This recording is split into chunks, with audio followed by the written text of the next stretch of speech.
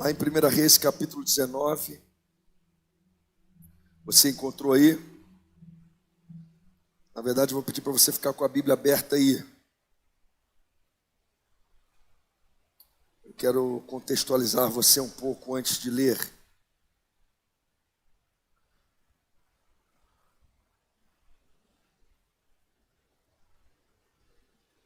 Primeira Reis, no capítulo 16, no final dele, vai dizer que Acabe começa a reinar sobre Israel.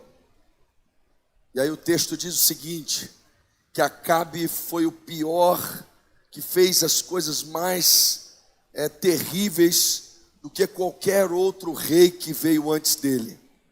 Acabe começa a reinar em Israel, e ele é pior do que todos os outros reis que passaram até então. E aí a Bíblia ainda diz o seguinte, para piorar, ele casou com uma mulher chamada Jezabel. Meus irmãos, se tem um demônio em forma de mulher, era Jezabel. E essa Jezabel, ela era devota de um falso deus chamado Baal. E com isso ela traz essa idolatria para dentro de Israel. E Acabe começa a adorar também Baal. E eles estabelecem profetas para Baal. E começam a perseguir os profetas de Deus, matar os profetas de Deus. Então vem o capítulo 17, e o capítulo 17, ele começa assim, então Elias, o tesbita, dos moradores de Gileade, disse a Acabe. O capítulo 17 nos introduz o profeta Elias. E é interessante que não há muito currículo para Elias, apenas a informação de que ele era um tesbita. E tesbita, na verdade, essa informação é para deixar claro que Elias não era ninguém de importante, vamos dizer assim. Elias era uma pessoa comum, mas que o Senhor levantou com o propósito de usá-lo poderosamente. Eu quero já te dizer que Deus escolhe pessoas comuns para usar para a sua glória no nome de Jesus. Se você é uma das pessoas comuns que está aqui neste lugar, dê glória a Deus aí bem forte, dizendo, Senhor, pode usar a minha vida também em nome de Jesus. Então, Deus levanta Elias, o tesbita, e ele vai e profetiza contra Acabe e diz o seguinte, não vai mais chover sobre a terra. E aí Deus então já dá na sequência uma palavra de ordem para Elias e fala assim, agora foge, se esconde, porque a crise vai ser instaurada e eles vão caçar Elias de tudo que é jeito para responsabilizá-lo sobre o que ele falou. E de fato durante mais de 3 anos há uma seca terrível na terra. Não sei se você lembra daqueles períodos que para de chover. Nós precisamos de água, queridos, ficar sem água é impossível. E para de chover durante 3 anos e 6 meses. E a crise generalizada se instaura sobre a terra. Eles não têm como plantar, não têm como comer. A água vira escassa, a água vira um bem precioso. E essa é a realidade que eles estão vivendo. E o Senhor diz para Elias, olha, vai até, se esconde em tal e tal lugar, que ali eu vou ordenar aos corvos que te sustentem. E aí os corvos levam comida para Elias durante um tempo. E depois daquele tempo, o Senhor envia Elias até uma viúva de Sarepta para que ela o sustentasse. E a viúva nessa época já tinha poucas condições. E ainda no meio de uma grande crise, muito menos ainda. Ela não tinha nem para ela o que dirá para sustentar o profeta.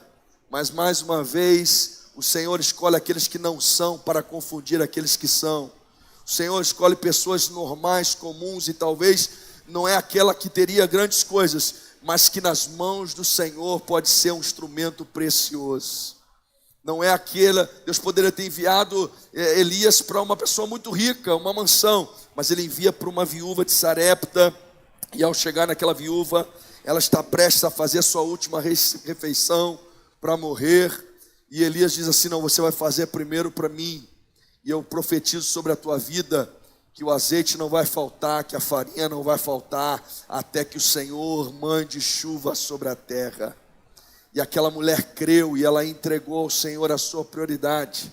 Por isso que o dízimo é as nossas primícias ao Senhor. Nós não recebemos para dar, nós damos porque cremos que o Senhor é o provedor das nossas vidas. Aquela mulher deu e ela então recebeu a bênção do Senhor e não faltou azeite, não faltou farinha, e ela participou do sustento de Elias. O filho daquela mulher morreu, Elias foi usado para que ele ressuscitasse, e assim foi. E Elias ficou escondido até que o Senhor disse para ele se revelar novamente. Ele se revelou a Acabe e ele lançou um desafio aos 450 profetas de Baal no Monte Carmelo. E disse para que eles se encontrassem ali. E ali Elias confrontou o povo de Israel, dizendo: olha, se Baal é Deus, siga-o, adore-o, sirva-o. Mas se o Senhor de Israel é o nosso Deus, a Ele devemos servir, adorar e ser leal. Então ele desafia os profetas de Baal e a erguer um altar, colocar o sacrifício sobre o altar e clamar para os seus deuses para que eles enviassem fogo sobre aquele altar. E depois ele faria o mesmo, e o Deus que enviasse fogo, esse era o Deus verdadeiro. Os 450 profetas de Baal erguem o altar, colocam o sacrifício, clamam a Baal de tudo que é jeito, começam a se cortar, se mutilar, fazem tudo que podem, clamando a Baal, mas Baal não responde, porque sabemos que não existe. E ali passa-se o tempo e nada acontece. Elias então, chega a vez de Elias, ele restaura o altar, ele pega 12 pedras para representar cada tribo de Israel, e ele faz algo interessante. Ele cria um rego em volta do altar, e ele manda com que se jogue cântaros de água sobre o altar. E eles jogam uma vez, encharcam aquele altar, até que todo o rego fique cheio de água. E ele manda jogar a segunda, e ele manda jogar a terceira vez. Mas vale lembrar, não sei se você lembra, que eu falei que está há 3 anos e 6 meses sem chover sobre a terra. Água é um bem extremamente precioso. O que Elias está fazendo é que ele está ofertando o melhor ao Senhor. Além de estar complicando o cenário para pegar fogo, ele está ofertando o que se tinha de mais precioso naquela época ao Senhor. Ele está encharcando aquele altar com água. Elias ora, fogo desce do céu e consome aquele sacrifício. E ali todo o povo se volta para Deus e reconhece que o nosso Deus é o único Deus vivo e verdadeiro. Então aqueles 450 profetas de Baal, eles são mortos, eles são aniquilados. E aí então nós vamos chegar no capítulo 19. No capítulo 19, Jezabel, enfurecida com a morte dos profetas de Baal, porque esses profetas eram bem tratados por ela, comiam à sua mesa. Então agora ela manda um recado para Elias, e ela diz o seguinte: olha, da mesma forma como fizeram com os profetas de Baal, amanhã mesmo eu vou fazer com você. O texto diz que Elias fica com medo, ele foge e ele se coloca debaixo de uma árvore. É interessante, queridos, um profeta que vem vivendo tamanha manifestação de Deus, tamanho milagre, tamanhas bênçãos, mas devido a algum momento, alguma ocasião, alguma circunstância da sua vida, ele sente medo, ele se acoa, ele fica sem jeito, ele fica sem graça, ele fica com sentimentos talvez depressivos, de angústia, de tristeza, e ele se coloca ali, foge e se esconde debaixo de uma árvore. É interessante porque isso pode facilmente acontecer com qualquer um de nós. Nós somos servos de Deus, cremos em Deus, cremos no que Deus faz, no que Deus pode fazer, mas às vezes algumas circunstâncias da vida, seja um período de fraqueza, seja um período de frieza espiritual, seja alguma coisa que acontece, seja alguma coisa externa a nós, seja alguma coisa que não correu como planejamos, como intencionamos, de repente repente nós nos vemos fracos, nós nos vemos sem energia espiritual, sem força espiritual, nós nos vemos em crise, talvez até com sentimentos depressivos, de angústia, de tristeza. Não temos força para orar, não temos força para buscar, não temos força para retornar àquele estado que nós estávamos anteriormente. E aí nós começamos uma espécie de fuga. Elias se esconde embaixo de uma árvore e nós, por vezes, nos escondemos atrás de desculpas, atrás de hobbies, atrás de afazeres, atrás do trabalho, atrás da correria, atrás de um monte de coisa, quando na verdade estamos fugindo do fato de que nós não sabemos lidar com aquela fraqueza espiritual que nós estamos sentindo. Fugindo da realidade que nos acometeu, da realidade que veio contra nós, nos acuando, e aquele sentimento vai tomando conta de nós, e aí você começa a levantar da cama arrastado, jogado, você começa a não ter força para fazer as coisas, com dificuldade para reagir, a tua oração não flui mais, ela vai na base da raça, do peso. Quando você ora, a Bíblia fica enfadonha, a leitura fica pesada, o participar da igreja, o se envolver, fica difícil, começa a vir o desejo de entregar o cargo, começa a vir o desejo de não participar mais de determinados projetos, porque nos sentimos pesados, difíceis, sobrecarregados. Isso pode acontecer com qualquer um de nós. Mas a Bíblia diz que o Senhor enviou um anjo lá onde estava Elias. Ele acorda Elias. E ele dá uma comida para Elias. E sempre que a Bíblia fala de alimento, ela está sempre associado à palavra de Deus. De alguma forma Deus sempre fala aos nossos corações e Ele nos dá algum tipo de alimento que é uma força suficiente para a gente ter uma primeira reação, que é uma força suficiente para que a gente consiga ter o primeiro passo, fazer algo a respeito daquela situação que nós estamos vivendo. Então aquele anjo levanta Elias com aquele alimento e Elias caminha durante 40 dias e 40 noites, até que ele chega no Monte Horebe, e ele se esconde numa caverna. Quando Elias foge, primeiramente ele se esconde debaixo de uma árvore. Agora ele foge, agora ele vai até o Monte Horebe e ele se esconde dentro de uma caverna. Mas há uma diferença aqui gritante entre a primeira e a segunda coisa. É que na primeira, queridos, ele está ali, escondido atrás de uma árvore, com toda aquela bagagem, com todo aquele sentimento, incapaz de reagir. Na segunda ele está escondido também, agora dentro de uma caverna, mas a questão aqui não é a caverna nem a árvore, entenda bem. A questão aqui não é a geografia física em si, mas é o simbolismo geográfico dos dois lugares. Primeiro ele se esconde atrás das suas desculpas, dos seus medos, dos seus temores, da sua angústia, da sua depressão, da sua dificuldade. Mas agora nessa caverna é diferente, sabe por quê? Porque ele caminhou 40 dias e 40 noites e ele chegou no Monte Horebe, que é considerado um monte de Deus. E ele está assim dentro de uma caverna ali, ainda escondido, ainda com seus dilemas, ainda com as suas dificuldades. Mas a diferença é que agora ele está onde Deus está. É muito importante isso, queridos. Você precisa entender que ainda que você venha para a igreja arrastado, você precisa vir, porque aqui é o lugar aonde Deus fala ao teu coração. Aqui é o lugar onde há renovo, onde há cura, onde há restauração, onde há libertação, onde Deus fala conosco. Lá embaixo daquela árvore ele não ia conseguir muita coisa, mas agora ele está no monte de Deus, no Monte Horebe. E aí Deus fala com Elias. Lá naquela situação um anjo veio para lhe ajudar, um mensageiro de Deus. Mas agora ele está onde o próprio Deus habita. E Deus fala com ele da seguinte forma: o que fazes aqui, Elias?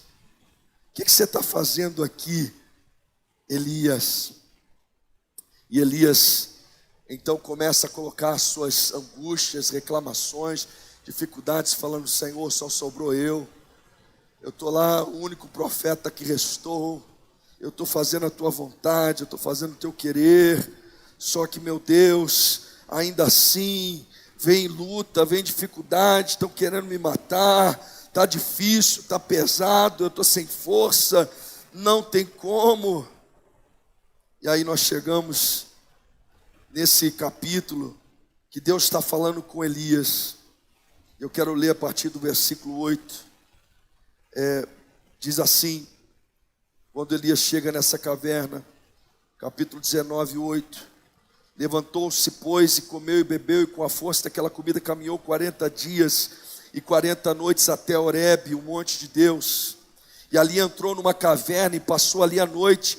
E eis que a palavra do Senhor veio a ele e lhe disse: que fazes aqui, Elias? Perceba que Deus está ali. Que fazes aqui, Elias? E ele disse: tenho sido muito zeloso pelo Senhor dos exércitos, porque os filhos de Israel deixaram a tua aliança, derrubaram os teus altares e mataram os teus profetas à espada, e só eu fiquei, e buscam a minha vida para me tirar. E Deus lhe disse: sai para fora e põe-te neste monte perante o Senhor. E eis que passava o Senhor como também um grande forte vento que fendia os montes e quebrava as penhas diante do Senhor, porém o Senhor não estava no vento. E depois do vento, um terremoto, também o Senhor não estava no terremoto. E depois do terremoto, um fogo, porém o Senhor não estava no fogo. E depois do fogo, uma voz mansa e delicada. E sucedeu que, ouvindo a Elias, envolveu o seu rosto na sua capa e saiu para fora, e pôs-se à entrada da caverna. E eis que veio a ele uma voz que dizia: que fazes aqui, Elias? E aí Elias repete: eu tenho sido zeloso pelo Senhor dos exércitos, porque os filhos de Israel deixaram a tua aliança, derrubaram os teus altares e mataram os teus profetas à espada, e só eu fiquei, e buscam a minha vida para me atirarem.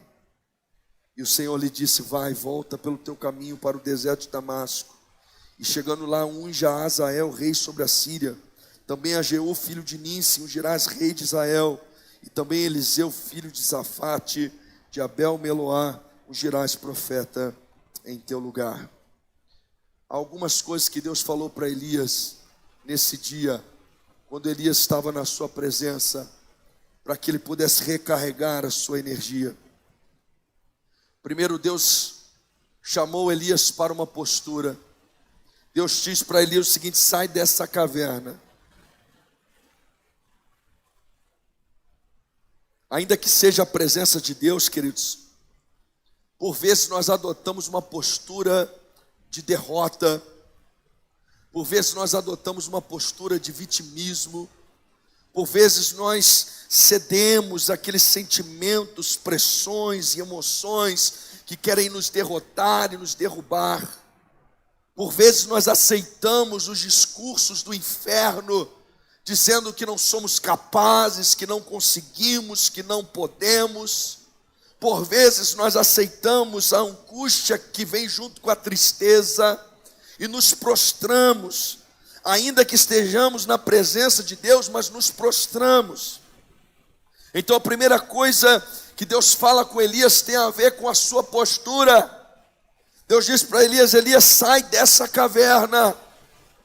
Não é aqui o teu lugar, não é para você ficar escondido aqui dentro, deitado, prostrado. Não é para ficar o dia inteiro na cama.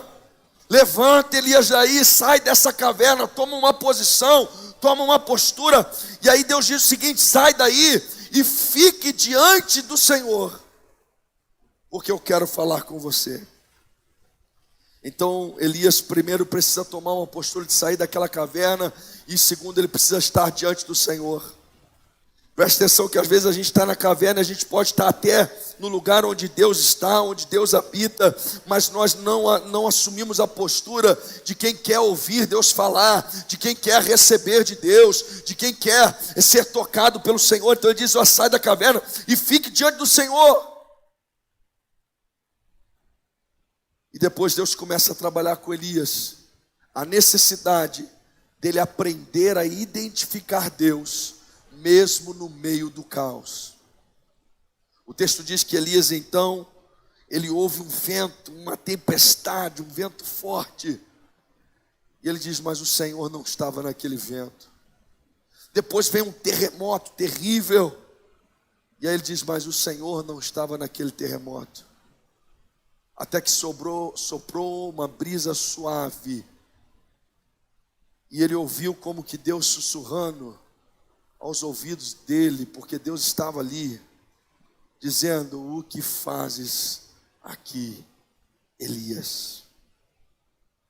Queridos, diante dessas situações de desânimo, de pressão, às vezes a gente está envolvido nos turbilhões, no meio das tempestades, no meio dos terremotos, e nós somos incapazes de ouvir a voz de Deus. Mas o exercício que o crente tem que fazer é um exercício de contemplação, é a capacidade no meio do furacão, do caos, você conseguir aquietar a sua alma, você conseguir acalmar o seu espírito e discernir a voz de Deus no meio daquilo tudo, e ouvir Deus falando brandamente ao teu coração, brandamente à tua mente, te lembrando da sua palavra, te lembrando das suas promessas, te lembrando de que Ele está contigo, aquela voz que te ergue, que te fortalece, que te coloca novamente na esperança daquilo que Deus pode fazer por você.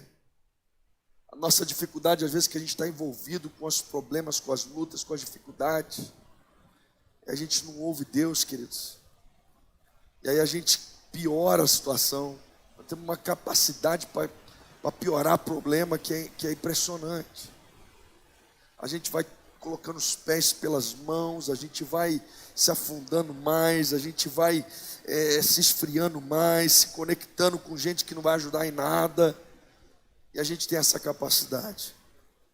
Mas aí ele ensina Elias que mesmo no meio daquele turbilhão, Elias precisa ouvir o sussurro divino nos seus ouvidos, porque Deus está no controle de todas as coisas, Deus está presente ali. Deus está presente ali. Então, ainda que veio notícia dizendo que Jezabel ia matá-lo, ainda que os exércitos tivessem sido enviados para achar Elias, ainda que a dificuldade fosse extrema na vida dele, naquele momento ele precisa aprender que ele tem que acalmar o seu espírito, acalmar o seu ânimo, aquietar a sua alma, e a voz que ele tem que ouvir não é a voz do inimigo que lhe afronta, não é a voz do inferno, não é a voz das pessoas, do mundo, dos problemas, das circunstâncias, mas a voz que ele tem que ser capaz de ouvir é que ainda que ela venha suave como um sussurro, mas é a voz do Deus Todo-Poderoso, porque essa voz pode ser ouvida de forma suave, mas ela é uma voz como de muitas águas, é uma voz como de um grande trovão, que estremece a nossa alma, que abrasa o nosso coração, que fortalece a nossa vida e nos coloca novamente no rumo que Deus tem para nós. E então ele continua falando com Elias, e ele fala lá no verso 15, você precisa voltar. O pastor Natan me ministrava ontem sobre a importância da gente saber voltar. E olha o que Deus fala com Elias no verso 15. Ele diz assim: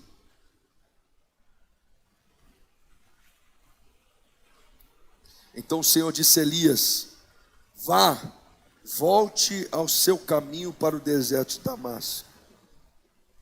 Deus manda Elias voltar. Elias, você tem que voltar lá, filho. Às vezes a gente quer fugir das coisas de Deus, que a gente quer fugir dos processos que Deus tem para nós, a gente quer fugir do que Deus tem para fazer, e a gente não compreende o propósito que Deus tem na nossa vida, e a gente se sente fraco, pequeno, sobrecarregado, e a gente começa a fugir, e a gente foge para todo lado. Não quero mais participar disso, eu não quero mais me envolver com aquilo, eu não vou mais me mexer com essa área, não vou mais orar como orava, não vou mais ler a Bíblia como eu lia, e a gente vai fugindo. Mas aí a voz de Deus, o que ela disse para Elias é o seguinte: você precisa voltar. Ei, eu tenho um propósito para com a sua vida, você precisa voltar. E o que eu acho maravilhoso é que Deus levanta Elias com um propósito, esse improvável, com um propósito para ser uma resposta para a sua geração. Porque no texto ele continua dizendo assim, olha, ele diz que Elias vai fazer 3 coisas. Ele diz assim, ó, você vai voltar, Elias. Você vai ungir o rei da Síria, tem nada a ver com o povo de Israel, com o povo de Deus. Mas você vai ungir o novo rei da Síria. Você vai ungir o novo rei de Israel. E você vai ungir um novo profeta que vai ser o teu sucessor, que é Eliseu. Olha a dimensão do que e do para que Deus tem levantado Elias. Nós estamos falando de governo, queridos. Nós estamos falando de chefes de Estado. E Deus chama o seu povo para reinar sobre essa terra. Deus nos chama para ser resposta para a geração. Você precisa entender, queridos, que nós não estamos aqui tratando apenas do teu bem-estar físico. Mas quando Deus estabelece uma igreja, essa igreja é a que detém o avanço do inferno em um lugar. Você precisa entender que a cidade de Contagem, ela depende de nós como igreja. Que existem famílias que dependem da nossa ação como igreja. Que existem pessoas que dependem da igreja, que precisam da atuação da igreja. A igreja é a responsável para deter o avanço das drogas, o avanço da prostituição, o avanço da destruição familiar, o avanço da destruição dos valores. Nós somos levantados por Deus para um propósito muito maior e muito além até mesmo daquele espiritual que nós imaginamos que exercemos aqui. O Senhor nos levanta para interceder por governos, por nações. O Senhor nos levanta para influenciar resultados, para mudar destinos. O Senhor nos levanta para que a tua presença naquela empresa, a tua presença naquele departamento, a tua presença naquela vizinhança, ela mude a realidade daquele bairro, mude a realidade daquele setor, mude a realidade daquela empresa. O Senhor te levanta para que aquele contato que você teve com aquele cliente possa mudar a história da família daquela pessoa, para que aquele teu fornecedor, ele possa conhecer, ele possa ter a oportunidade de ter alguém que lhe apresente uma resposta de Deus, alguém que lhe ajude a sair da situação que ele se encontra. Então há um projeto sobre nós, há um propósito de Deus sobre nós, e para isso nós precisamos voltar à nossa posição. Então é interesse do inferno, é interesse de Satanás, é interesse do campo das trevas sugar as tuas energias. Se ele te deixar prostrado, se ele te deixar sem vontade, se ele te deixar sem vigor, se ele te deixar abatido, se ele te deixar triste, se ele te deixar angustiado, se ele te deixar decepcionado, se ele te deixar frustrado, se ele te deixar amedrontado, se ele conseguir te abater de alguma forma, sugar a tua força, sugar a tua energia, ele está neutralizando não só o teu desenvolvimento espiritual, mas ele está atrapalhando todo um projeto que Deus tem para realizar por meio da tua vida. Ele já está prevenindo que ele perca as almas que ele está conduzindo para o inferno. Então cabe a nós, como pessoas de Deus, como servos de Deus, discernirmos espiritualmente o que nós estamos vivendo, queridos. E cabe a nós nos levantarmos, cabe a nós assumirmos uma postura diante de Deus para que Ele possa recarregar as nossas forças, recarregar a nossa energia. Cabe a você que tem um dom espiritual, mas foi enterrado, sei lá por quê, ou esfriou, esmureceu. Cabe a você entender que se você está calado, tem menos um profeta falando na terra. Se você não sonha mais, é menos um livramento que Deus está dando a alguém. Se você não está mais sendo um instrumento nas mãos do Senhor, o inimigo está conseguindo triunfar não só sobre você, mas alguém também não está sendo alcançado pelo poder de Deus, porque os profetas do Senhor se calaram. Os homens de Deus, as mulheres de Deus, estão escondidos embaixo de árvores e cavernas. Nós precisamos sair, queridos. Nós precisamos nos colocar de pé diante do Senhor. Nós precisamos ouvir a voz do Senhor. Nós precisamos buscar ao Senhor até que Ele fale conosco. Nós precisamos buscar ao Senhor, aquietar os barulhos externos, até que ouçamos a voz de Deus lá no nosso íntimo, no nosso interior. E até que o Senhor nos reconduza ao centro da sua vontade, até que o Senhor nos reconduza ao projeto, ao propósito que Ele tem para realizar através das nossas vidas. E essa batalha, ela é nossa. Foi dito que nós podemos simplesmente passar, ser crente. Mas é bem verdade que todos prestaremos uma continha diante do Senhor em algum dia próximo. Mas, queridos, sobreviver não é bom, não é vida abundante, não é o que Deus tem para nós, não é projeto de Deus, não é o para que Deus te criou. Sobreviver é você ser um computador de última geração que é usado como peso de porta. É você ser o iPhone, o último aí, nem sei qual tá, mais de 5 mil reais, sei lá quanto, sendo usado para calçar a mesa.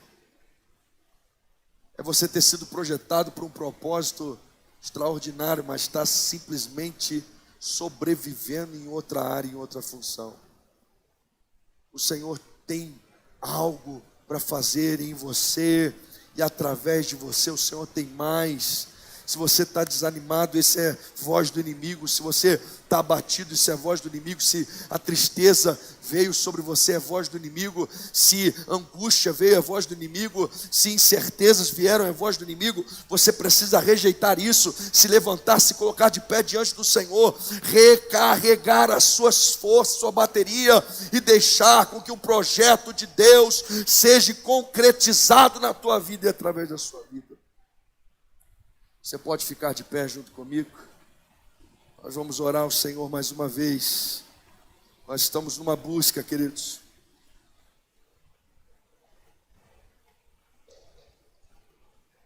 E nós não vamos parar. E quanto mais cedo nós nos adiantarmos, melhor será para todos nós. Mas nós vamos ao longo desse ano nos aprofundar em Deus. Nós vamos buscar ao Senhor. Nós vamos fazer o que a Bíblia nos manda fazer, buscar o Senhor enquanto Ele pode ser achado, invocá-lo enquanto Ele está perto. Nós não vamos dar descanso, nós não vamos deixar você sossegar, nós vamos te chamar para essa responsabilidade, nós vamos te chamar para se despertar, para se levantar. Talvez você não esteja acreditando, mas nós acreditamos no que Deus vai fazer na sua vida, nós acreditamos como Deus vai te usar de uma forma extraordinária.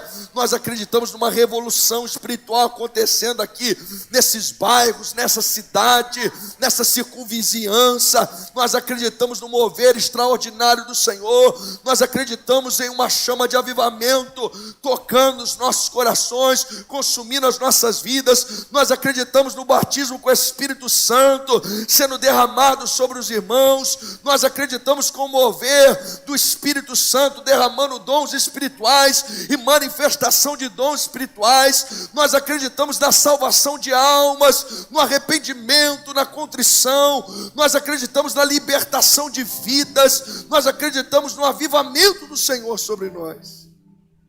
E nós vamos buscá-lo.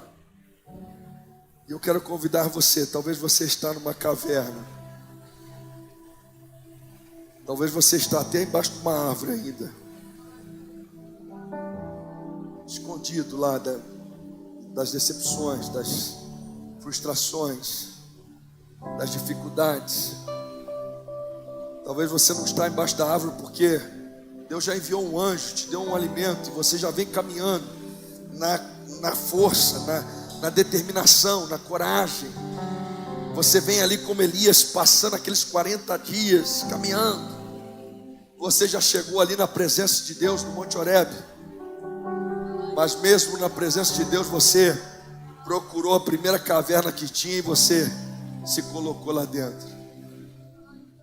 Pois o Senhor quer que você saia também dessa caverna. Ele quer te colocar de pé. Ele quer que você ouça a voz dele. Você ouça a voz dele. E que você entenda o propósito que ele tem para a sua vida. Eu quero orar por você. Se essa palavra ela foi direcionada a você de alguma forma, e você desejar vir aqui à frente comigo, eu quero orar junto com você. Eu não quero perder tempo, eu não quero perder oportunidades, eu não quero deixar para amanhã o que o Senhor pode fazer na sua vida hoje. Por isso eu quero desafiar você. Se você deseja vir aqui, pode vir aqui à frente comigo. Seja você que está embaixo daquela árvore, seja você que está até na presença de Deus, mas você está na caverna. Você quer que o Senhor fale com você, o Senhor te fortaleça. Você sente que está sem energia, sem carga, sem vigor, sem força. Você não consegue fazer o que Deus quer que você faça. Tem vindo vontade de desistir, vontade de abandonar, vontade de largar a corda, vontade de deixar para depois, de adiar. Se coloque aqui na presença de Deus, no altar. É uma noite de renovo, é uma noite de recarga. É uma noite em que nós, como igreja, livremente ministramos sobre as nossas vidas, buscando a face do Senhor, buscando a presença dEle. O louvor vai estar ministrando aqui uma canção, mas enquanto isso, você sai do seu lugar, vem aqui. Você que já está aqui, vai orando, vai falando com Deus, vai apresentando a sua vida ao Senhor, vai apresentando o seu coração. O Senhor vai dizendo para Ele: Senhor, eu estou desanimado, Senhor, eu estou enfraquecido, meu Deus, eu estou me sentindo assim. O fogo não me queima, nas águas não vou afundar, pois estás comigo, não estou sozinho. Eu estou guardado no esconderijo, não estou sozinho, tu estás comigo. Temer porque se eu estou guardado por quem nunca perdeu batalhas, seu nome é Jeová Jireh, irás prover de novo. Eu creio em ti. Eu não vivo do que vejo, vivo do que creio. Irás prover de novo. Eu creio em ti.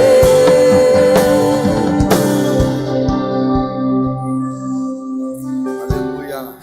Pedi aos pastores para nos ajudar aqui, orando por esses irmãos, e pôr as mãos, abraçando eles. Você que está no seu assento, ore ao Senhor também agora. Comece a apresentar a sua vida diante do Senhor, colocar-se diante de Deus, em nome de Jesus. Senhor, eu quero abençoar a vida de cada um dos meus irmãos, de minhas irmãs, que estão aqui na tua presença.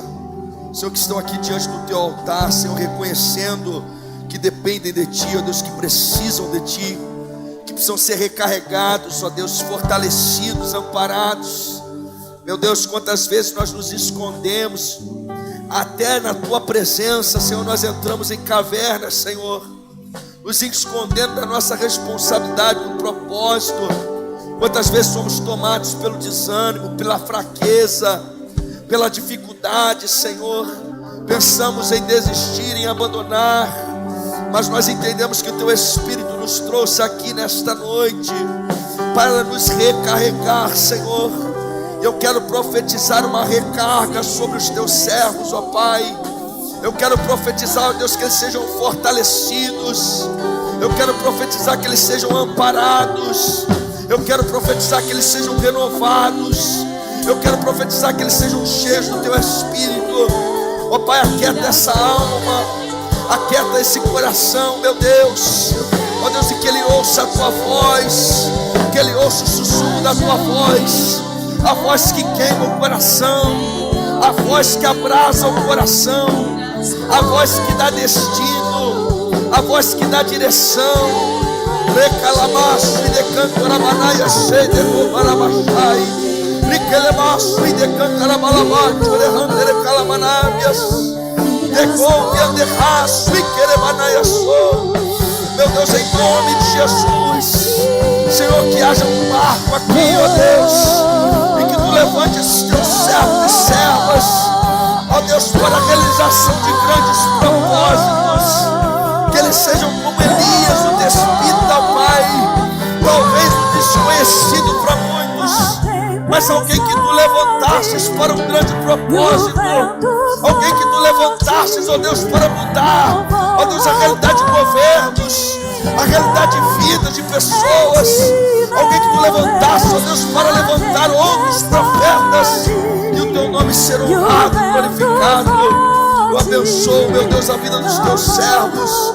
Eu declaro sobre eles unção, eu declaro sobre eles graça, eu declaro sobre eles poder. Recalamanaya sui decantarabalabachai, decantolabaço, decantaremanabachai. Levanta, Senhor, segundo o teu propósito. Oh, meu Deus, segundo o teu e o teu combate não vou roubar a minha fé em ti, meu Deus, em ti, meu Deus, em ti, meu Deus,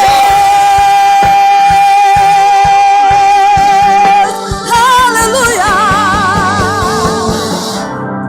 Nós profetizamos a graça do Senhor sobre a tua vida, meu irmão, minha irmã. Que o Senhor te tire da caverna, que o Senhor fortaleça os teus passos, que o Senhor te dê ânimo, que o Senhor te dê vigor, que o Senhor cumpra propósitos sobre você, que você tenha força para falar do amor de Deus, que você tenha força para orar, que você tenha força para caminhar, que você tenha força para ler a palavra, que você tenha força para experimentar a graça de Deus sobre a tua vida. Que o Senhor te use no ambiente que você se encontra, para que ali a unção do Senhor tome conta, para que ali a graça do Senhor tome conta, e a tua vida glorifique o nome do Senhor, e a tua vida exalte o nome do Senhor. Oh, aleluia! Adora a Deus com essa canção, querido. Eu creio em ti.